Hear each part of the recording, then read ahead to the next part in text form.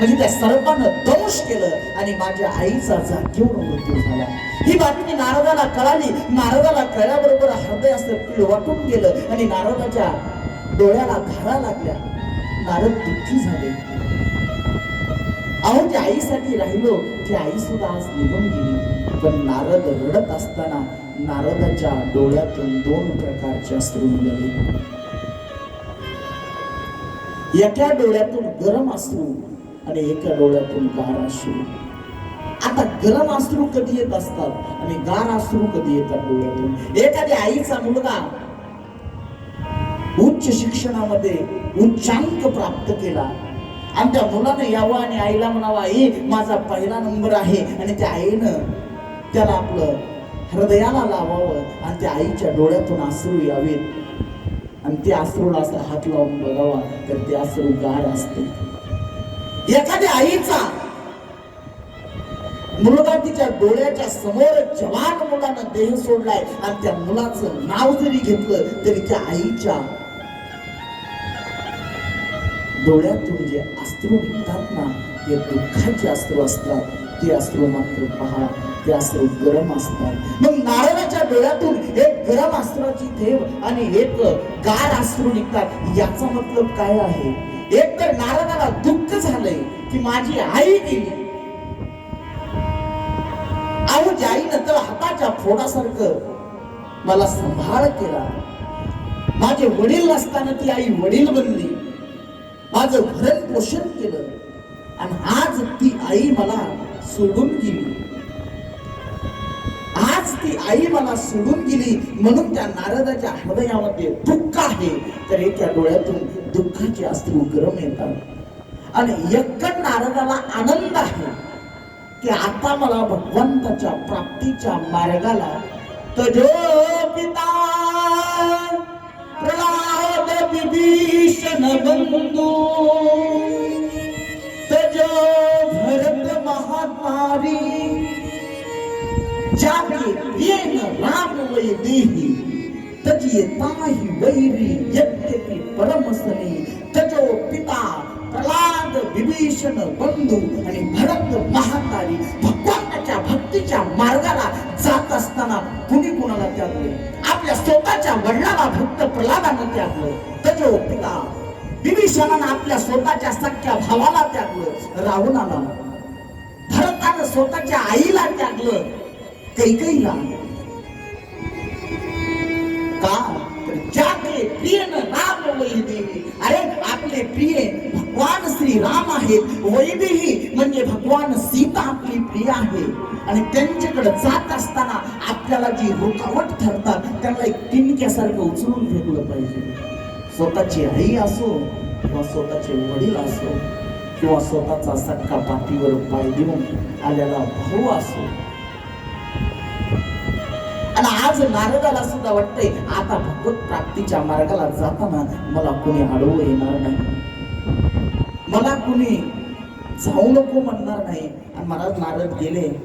नारदानं सुंदर भजन केलं आणि नारदाचं आता हे प्रसंग नारद सांगू लागले.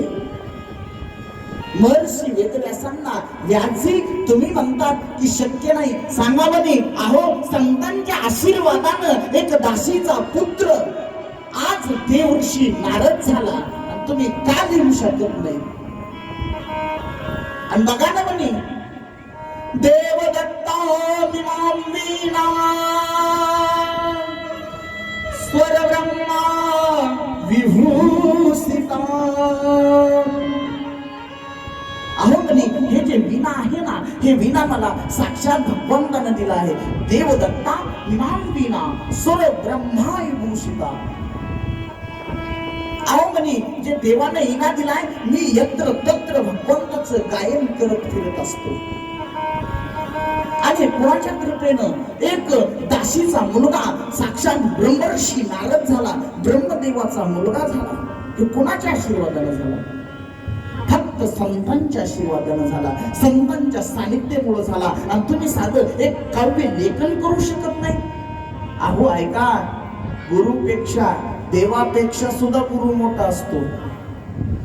गुरु गोविंद दोनों खडे